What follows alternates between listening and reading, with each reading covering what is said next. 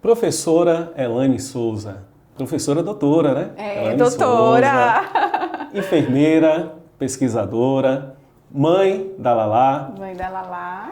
E também uma militante aí da questão da causa dos direitos dos deficientes visuais. Mas eu vou chamar de Nani. Nani, ótimo. Minha amiga Nani de longa data. Seja muito bem-vinda. Obrigado pela sua contribuição. Eu queria começar partilhando com os nossos ouvintes, né, a sua história. Como é que a professora Elaine se torna uma militante dessas causas ligadas à inclusão? Muito bom. Fabão, primeiro agradecer uma oportunidade de estar aqui falando sobre isso. E eu, sendo uma militante, vou fazer minha audiodescrição. Por favor. Sou uma mulher de pele clara, de cabelos cacheados, agora tá bem curto, grisalho. Estou usando um óculos de grau de armação preta. Estou com leve maquiagem, um batom e estou usando um cordão de girassol, que eu posso falar depois. É um cordão que identifica as pessoas com deficiências, que a gente chama ocultas. E estou com uma blusa branca, um pouco floral. Então, fazer isso já uma audiodescrição é uma forma de militância, né? De falar sobre as pessoas com deficiência. Então, a minha história, eu, enfermeira, estudamos juntos aí na universidade, eu não tinha nenhuma deficiência visual, mas adquiri uma deficiência visual, mais ou menos em 2017, e foi um período difícil por conta das minhas ações enquanto enfermeira, enquanto professora, e que me deu agora a oportunidade de poder estudar e entender, trabalhar, estudar, explicar, descrever essas ações que são voltadas para as pessoas com deficiência. E hoje eu compreendo também em minhas ações enquanto enfermeira, enquanto docente, que nós somos um número muito grande de pessoas com deficiência, né? Especificamente, se a gente for pensar nas deficiências visuais, nós somos o maior número, né? Tá até mudando um pouco aí esse fenômeno por conta dos acidentes, das pessoas com deficiência física, mas ainda somos um número bem importante. Nós somos 6,5 milhões de pessoas, Fábio. Muita gente. Tem deficiência visual. E nós temos os cegos e a baixa visão. Então, no meu caso, as pessoas olham para mim e assim, nossa, como? Como que você é uma pessoa com deficiência visual? Porque eu enxergo muito bem na parte central, né? E tem uma deficiência periférica, que a gente chama, que é de campo. Então, eu sou considerada uma pessoa com baixa visão. E nós temos um maior número de pessoas assim. Então, desses 6,5 milhões, 500 mil são pessoas cegas e 6 milhões são pessoas com deficiência, baixa visão. Então, é um número expressivo de pessoas e que temos muitas ações para fazer no que tange na acessibilidade, na inclusão e na compreensão mesmo, né? Por meio de políticas, enfim. Então, a gente tem aí uma invisibilidade, na verdade, né? Sim. Dessas pessoas que, assim como você, não tem algo aparente que a gente note no primeiro momento. E isso não diz respeito somente à questão da baixa visão. Temos outras, como, por exemplo, deficiências intelectuais, né? O próprio TEA. Exatamente. E uma série de outras questões que, infelizmente, hoje não são olhadas pelo poder público, né? Sim. A gente precisa realmente avançar muito nesse campo das políticas e, principalmente, torno a dizer, dentro dos municípios. Perfeitamente. A gente tem... eu estou conhecendo um pouco mais da questão através de você, né? E também por ser pai atípico, por ter um filho que tem o transtorno, né? Está dentro do transtorno do espectro autista. A gente tem conhecido um pouco mais as legislações. E eu vi que recentemente a gente teve aí a questão da normatização das cores de bengala conforme os níveis de deficiência visual da pessoa. Exato. Eu estou vendo que você está portando uma bengala verde, eu queria que você falasse um pouquinho disso e complementasse trazendo para a questão do que a gente ainda não tem. A gente tem a norma federal, mas e municipal, como é que fica? Por favor. Pronto. Então, Bom, primeiro dizer que as questões da deficiência, como você falou, a gente tem um número grande de pessoas, né? E não apenas da deficiência visual. Então, essa lei é uma lei, eu queria até dizer, Fábio, que nós já conversamos sobre isso, né? O Fábio foi um apoiador também. E hoje a gente tem a lei da bengala verde. A bengala é um instrumento, uma órtese, que ela além de fazer a orientação e mobilidade, então eu preciso da bengala para andar nos lugares, me movimentar, então isso promove a orientação e mobilidade, mas agora ela também é um instrumento de identificação. E por que isso é interessante? Porque agora a comunidade, ela entende por que eu tô com a bengala e pego o celular e consigo acessar o celular ou ver um ônibus que está vindo, identificar uma placa. Então é um instrumento que ajuda a comunidade a entender exatamente como que é essa deficiência. Então a bengala verde, ela é um instrumento que é para pessoas com baixa visão. A bengala que é totalmente branca é para pessoas que são cegas, e a gente pode usar esse termo, não tem problema, são pessoas cegas. E a bengala que é vermelha e branca é para a pessoa que é surdo-cega. Então, essa forma de identificação ajuda a comunidade a entender por que eu estou usando um instrumento ou podendo ver algumas coisas e outras não. E a gente não tem a lei municipal e nem estadual, né? Mas, assim, é importante que tenha, e agora com essa lei federal nos ajuda também de alguma forma a estar disponível. Mas a gente tem a lei federal, mas será que a gente vai ter essas bengalas nessas cores para as pessoas, né?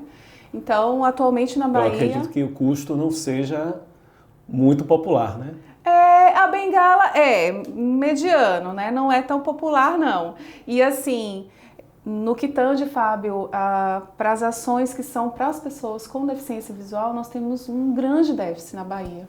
A gente tem bons centros, por exemplo, para a deficiência auditiva, com disponibilidade de recursos caros até, né? Nós temos o SER, que a gente chama SER 4, que é para todas as deficiências. E quando a gente vai buscar, a gente não tem. Então, posso dizer com clareza que essa semana eu fui em algumas unidades que são referências, perguntar sobre Braille, por exemplo, a gente não tem, só tem um centro, né? Quando eu vou perguntar sobre, nesse mesmo centro, eu gostaria de bengala, como é que é? Eu já tenho, mas queria as informações. A gente não tem disponível. Então, precisamos muito de centros, de ações voltadas para essas pessoas com deficiência visual, uma vez que eu já falei também que o nosso número é um número importante, né? Uhum. E também lembrar que as ações de tecnologias assistivas, elas são não apenas para as pessoas que têm deficiência visual, mas a gente pode ajudar outras pessoas, né? Por exemplo, a audiodescrição, ou o recurso, né? A gente tem outros tipos de recurso que ajudam as pessoas a acessar, né? Legendagem, por exemplo, não é apenas para a pessoa que tem deficiência auditiva, mas também para as outras pessoas. O cordão de girassol, como eu acabei falando na audiodescrição, ajuda a identificar essas pessoas que são pessoas que têm uma deficiência invisível, mas isso ajuda a comunidade a entender porque que a gente demora mais a passar uma compra no supermercado. Então, é uma forma da gente criar empatia. Isso. Né? E aí a gente tem duas vertentes, né? A inclusão Sim. e a acessibilidade. Sim. São tecnologias, muitas vezes, no caso da bengala, por exemplo, há um custo realmente, mas a maioria delas não tem custo algum. Sim. Só precisa realmente da regulamentação. Exatamente. Precisa ter a lei para que as pessoas entendam que ali há alguém diferente. Há alguém que tem um tempo para realizar uma ação que talvez você faça em um tempo menor ou com mais agilidade. Mas aquela pessoa precisa de uma atenção especial, né? Exatamente. Então, é muito importante, e aí a gente vai entrar num outro ponto que eu sei que você vai falar com maestria e vai já divulgar esse trabalho belíssimo, que é a questão de permitir, dentro do acesso, o acompanhamento por cães-guia. Sim. Que é algo que a gente não tem normatizado. Muitos espaços não permitem que as pessoas acessem um cão, sendo que aquele animal ele tem uma função muito específica e é fundamental para que a pessoa possa realmente desempenhar suas atividades cotidianas. E aí eu sei que você tem um trabalho muito forte, quer trazer aqui para o Nordeste, Sim. mais especificamente para Salvador, o Instituto Íris. Fala um pouquinho desse trabalho pra gente. Claro. Primeiro é uma alegria, assim, poder falar dele, né? E entender também, Fabão, assim, as questões do como você tá trazendo, né? Então, a gente tem ali a bengala, mas tem uma lei que não tem gastos tão, né, importantes assim e ajuda nessa inclusão, nessa acessibilidade. Como nos cães-guias, né? A gente tem uma lei federal, mas divulgar, as pessoas reconhecerem, isso faz a diferença. Então, o cão-guia, por exemplo, é também uma tecnologia assistiva como a bengala, né? Como a audiodescrição. Então, a grande diferença do cão-guia é que ele apenas não guia as pessoas. Então, os cães, a gente tem uma relação, então melhora muito mais a empatia, as pessoas conversam com a pessoa com deficiência. O relato, Fábio, é esse mesmo, assim. Eu saio com a minha colega Amanda, ela tem a Zoe, que é um cão do Instituto Íris, né? E que veio para o Nordeste exatamente com essa ajuda, com essa possibilidade de voluntariado, né? Com as pessoas envolvidas como você aí para trazer. E nós temos pouquíssimos cães no nosso país. Atualmente a gente tem 150, 200 cães. Até porque o tempo e o custo para treinamento é bem elevado, né? É bem elevado. Elevado no sentido assim, né? Eu não julgo caro, por exemplo, uma prótese para uma perna que o SUS disponibiliza, ou um aparelho auditivo que custa 30 mil, 20 mil, né? Um cão-guia cerca de uns 75, 80, 100 mil reais. E as pessoas, nossa, mas é muito caro, mas assim, é um cão que vai estar ali disponível 7, 8 anos, a pessoa tem uma autonomia, né? Possibilidade de independência, de fazer as ações. Então, eu acho que é um recurso que sim, é caro, né? A gente precisa de socializar o cão inicialmente, então não é qualquer cão, as pessoas acham assim, eu vou doar um cão, vou adestrar meu cachorrinho. Vou adestrar meu cachorrinho e tal. Então são cães geneticamente cuidados, assim, porque não pode ter uma doença, porque vai ser treinado. Fica um tempo socializando com a família e aí entrega para o Instituto Íris faz um treinamento. E aí depois a gente faz uma seleção e entrega para essas pessoas. O que é importante a gente falar? A gente não tem grandes ações no nosso Nordeste, por exemplo. A grande maioria no Sudeste. Precisamos de lugares para a gente ter esses cães. Precisamos de investimento, um poder público mesmo, entender da relevância dos cães de assistência. Uma política pública de saúde. Exatamente, de saúde. Eu entendo assim também, Fábio, de estar dentro dos aspectos da saúde, né, do indivíduo. Então é um instrumento de mobilidade. A gente sabe que quando as pessoas com deficiência visual alcançam o cão-guia, agora mesmo a gente está com uma pessoa no Espírito Santo que está fazendo mestrado, né? A gente tem uma jovem fazendo universidade. Então, geralmente quando a gente tem um cão-guia, essas pessoas conseguem alcançar outras formas de trabalho, de estudos, enfim. Então, uma independência. Uma independência, uma autonomia, né? Uma autonomia. E precisa que tenham mais ações que sejam voltadas para a aquisição desses cães, que são cães de assistência. Tem outros tipos de cães, né? Para TEA, para pessoas que têm mobilidade reduzida. Mas os cães-guia, eles de fato fazem uma grande diferença nesse número enorme de pessoas, como eu falei, 6,5 milhões, de a gente ter apenas 150, 200 cães, é muito pouco, né? Então precisamos sim de um investimento, de uma ação mesmo dentro da política de saúde, para que seja disponível esses cães para essas pessoas e promover aí essa autonomia, enfim. E a sua experiência pessoal, Nani? Você que conhece dos seus direitos, que está muito bem instrumentalizada acerca da legislação, o que já existe de avanço, as metodologias assistivas que estão disponíveis, você enfrenta dificuldades, certamente. Sim. Mas talvez em um grau menor. Então eu queria ouvir a sua experiência e como vocês enxergam a população em geral dentro desse contexto, né? Pessoas que não têm esse conhecimento, não têm essa instrução que você porta. Sim. Fábio, você está falando de um aspecto muito importante que a gente chama de interseccionalidade, né? A gente tem uma coisa ser uma pessoa que está estudando, né, e conhece, e ser uma mulher branca, por exemplo, né? O maior número de pessoas com deficiência são pessoas negras, né? E mulheres, muitas delas. Se a gente pensar nos aspectos da violência, por exemplo, as mulheres que são pessoas com deficiência e a violência nelas é muito maior, né? E dentre as violências, nessas violências, as pessoas com deficiência visual são em maior número, porque não identifica muitas vezes o agressor, né? Então, assim, entender que essas políticas, elas são necessárias e ter as pessoas muito mais instrumentalizadas dessa importância das leis, né? De ter uma ação social muito maior. Então, a gente precisa, de fato, que as pessoas, que o poder, que os vereadores, que a comunidade entenda do número dessas pessoas, a importância delas compreenderem a política, o que ela tem de direito, né? Então, quando a gente vê, por exemplo, poucos cães, ou poucas bengalas, ou pouca assistência, ou centros de reabilitação diminuídos, então, propagar essa informação para as pessoas. Então, pessoas com deficiência, elas têm, a gente está dentro do estatuto, né? A gente tem um estatuto da pessoa com deficiência de 2015, mas faz parte do Ministério dos Direitos Humanos. Então, a gente tem aí políticas públicas importantes, agora as novas que a gente tem, de reabilitação, de cuidados na saúde das pessoas com deficiência.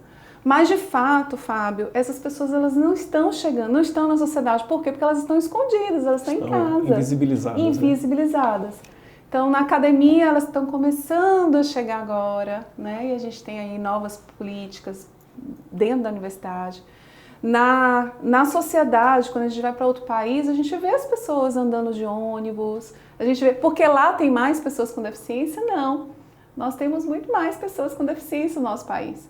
Mas aqui na Bahia, o Nordeste, a gente é o 5º estado, se eu não me engano, com o maior número de pessoas, né?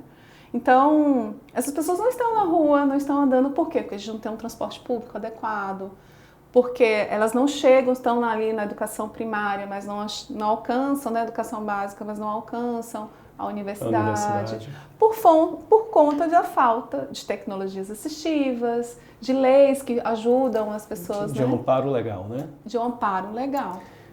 É realmente um ponto que a gente fica muito incomodado e vê que há nitidamente o que chamamos de capacitismo, né? Sim. Há aí um preconceito, uma barreira, uma imposição que freia a progressão dessas pessoas. Sim. E a questão da assistência que você trouxe é um ponto que eu me identifico muito pela questão dos tratamentos que eu tenho buscado para meu filho. Sim. E o que eu coloquei para você, a gente conhece dos nossos direitos, né? Sim. Tem acesso a determinados espaços que nem toda a parcela da população que sofre com esses males tem. Sim. E ainda assim padece.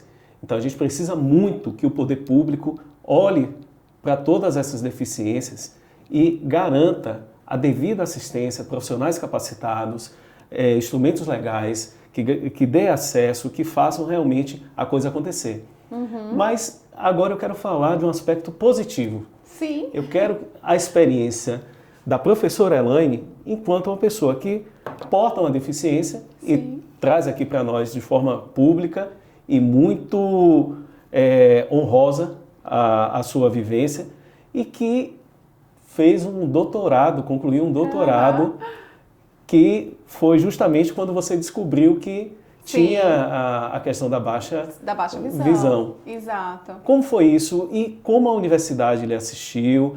Sim. Dê o seu relato e o incentivo às pessoas que a deficiência ela pode trazer algumas dificuldades, mas ela não impõe barreiras que não podem ser ultrapassadas. Sim, claro. Perfeito. As barreiras, na verdade, Fábio, a gente entende hoje que a barreira é o ambiente, é o ambiente, não são as pessoas, né? E nós temos aí um grande número de pessoas e a gente entende que é diverso. Então, a deficiência visual em mim é diferente de uma outra pessoa. Então, por exemplo, eu tenho uma dificuldade com luz, a outra pessoa tem a mesma doença, retinose pigmentar, mas precisa estar no escuro. Então, compreender a diversidade e a necessidade de cada pessoa eu acho que é o primeiro passo, né? E também romper as barreiras. Então a gente tem as barreiras arquitetônicas, como você falou, né? De chegar e acessar, urbanísticas, mas eu acredito que a principal barreira é a atitudinal. Então, quando a gente tem uma comunidade e consegue entender, e também a pessoa com deficiência compreender que ela pode sim alcançar, já que o ambiente, ou seja, as políticas públicas, né? No caso da saúde, a pessoa que vai me atender, ou na nutrição, enfim, né? Em todos os espaços, quando a gente rompe essas barreiras, tornam todos nós assim no mesmo nível de complexidade, de romper aquilo que está me limitando. Então, na verdade, o que me limita é a sociedade, quando não me disponibiliza um lugar correto para poder andar, quando não me permite uma universidade que tenha os recursos de audiodescrição, de braille, não é? Enfim, disponibilizar as bengalas para as pessoas, ou o recurso também de conseguir identificar, né, o diagnóstico, que é importante. E os centros de reabilitação. Então, Fábio, a gente está tendo aqui, inclusive no país, o Nordeste vai ser o primeiro país a ser implantado um novo critério, né, de avaliação funcional. Isso é muito importante para a gente ter um mapeamento das pessoas com deficiência. E aí eu acho que quando você fala assim, e aí, como que foi a universidade? Então, assim que eu identifiquei que que é uma doença progressiva, irreversível, né? Eu falei, não, eu preciso agora ter métodos, formas de alcançar e melhorar a minha ação enquanto docente. E aí eu preciso o quê? Romper as barreiras. Eu preciso de uma universidade disponível, uma educação, né, ali disponível, as tecnologias todas, permitindo aí essas ações. E pessoas como você, por perto. A ideia é justamente a gente dar visibilidade e fazer desse clamor algo coletivo. Coletivo, certo. O primeiro passo para a gente enfrentar a situação e resolver o problema é justamente entender que ele existe. Exato. E identificar onde ele está, as pessoas que portam e a necessidade que elas têm. Sim. E aí, para a gente finalizar, né, eu acho que o recado já está dado, a gente está aí realmente engajado nessa luta.